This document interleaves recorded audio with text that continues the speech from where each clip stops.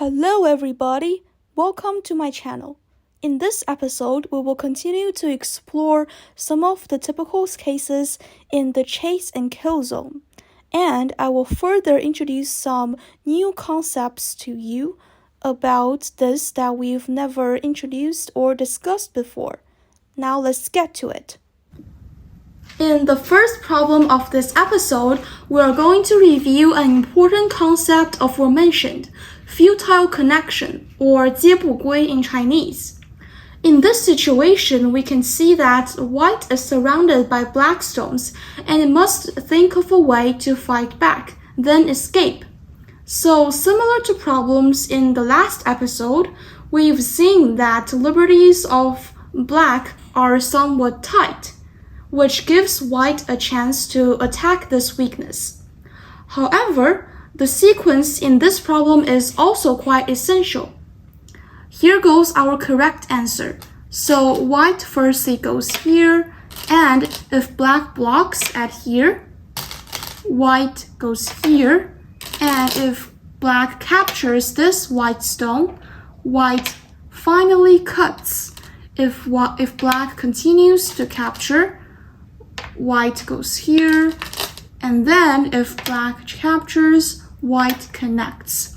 After this series of steps, we've seen that eventually black makes white and black makes itself a futile connection.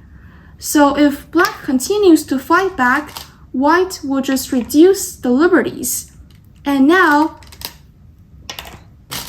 after going here, we could see that these black stones cannot connect here, or the entire group will be eaten. So this is a situation of futile connection, so that white can escape by killing those black stones.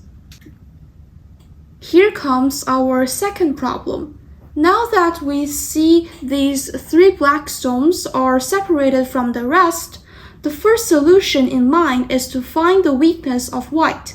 Luckily, due to tight liberties white has on this situation with this group of white stones, it has some nasty disadvantages within its territory. The first step is the most important one in this question, with black hanging here, trying to separate those three white stones from the rest. White goes here, black goes here to connect. White further captures this black stone, but black is able to use this strategy, and when in this situation, after this series of steps, we could see that the tight liberties of white make it in a difficult situation. If white connects here, black will just capture the entire group of white stones. Therefore, white has to abandon these three white stones and go here so that it lets black eat them. In this case, black is able to escape under this circumstance. The next question deals with a similar situation to our second one. Now we see that the four white stones on the corner only have one real eye, so it's impossible for them to be alive inside the corner. This white stone actually has a very important role by descending here, and it has a very important function. After attacking and then cutting black, we see that this shape also forms a futile connection for black. And white keeps going here and then connects. If black connects, white will go here. In this case, we can see that there is another futile connection in the black stones due to its tight liberties. In this way, black is not able to save these four stones. This is where our new concept came in. In Chinese, when black places here and white goes here, this move is called pu, and in English it's throw in. By doing this strategy, white is able to capture the black stones. Or we can see from this part, when white cuts and black goes here, and this step is also called throw-in. And again, this move. So those three moves are all called throw-in or pull in Chinese, making black have a futile connection. The fourth problem involves another new concept that we're going to introduce today, called angle cut. In Chinese, it's called 挤断, which is an essential tactic when trying to kill our opponent's stones on the game board. In this problem, the first step is the angle cut. Can you find out where? You can pause the video and think for a few moments.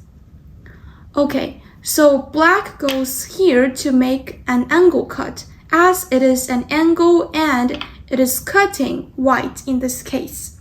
After that, we see that the three white stones just fall into black's hands. In this way, black is able to save its stones from danger. So we can see some of the changes. If white goes here, black goes here.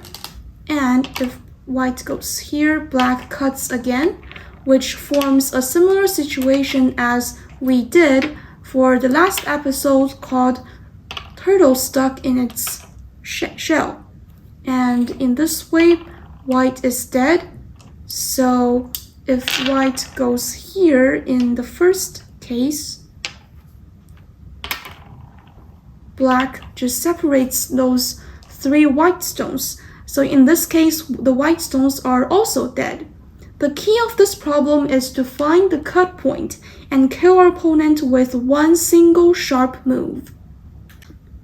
Our final problem for this episode is where the third new concept calls in. In Chinese, it is called 滚打包收, and in English, sacrifice and squeeze.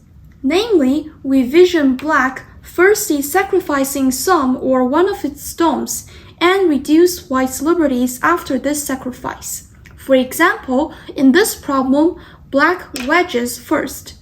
After white goes here, black cuts from the outside, and by sacrificing this black stone, black is able to make an atari for white so that it makes white's shape like a 包子 in this case, which tightens white's territories and liberties in this case. And black finally cuts, leaving white no liberty and no way of escaping.